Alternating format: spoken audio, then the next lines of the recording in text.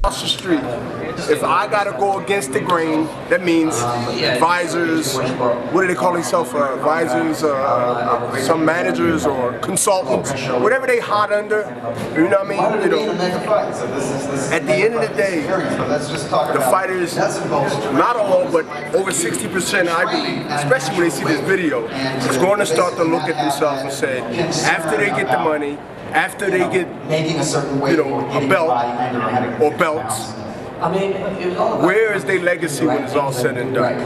And I think that that's starting to sink in now. And know what it's good for? It's good for not only you to get something to write about or film about or talk about.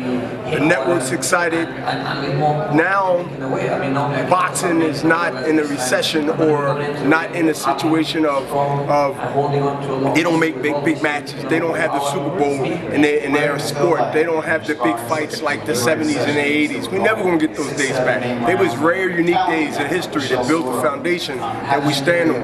But what we can do is make fights that people want to talk about 5, 10, 20, 30 years from now. And to me, that is important. What happens now is talked about or not talked about in the future. And this is where you establish that right now. And that's what I'm trying to get on to the young fighters, even in Johan's gym in Philadelphia. I try to tell from the amateurs to the young pros.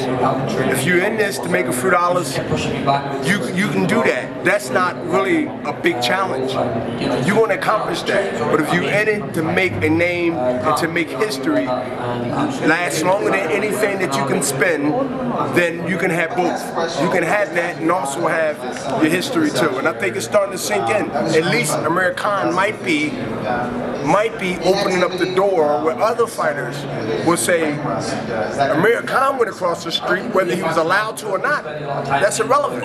He's here, he's on HBO since what, a couple of years, as Peter Nelson said, and now he's back. I mean, this is, if you're not paying attention, I think the floodgates is already open right now. It's a two-part question.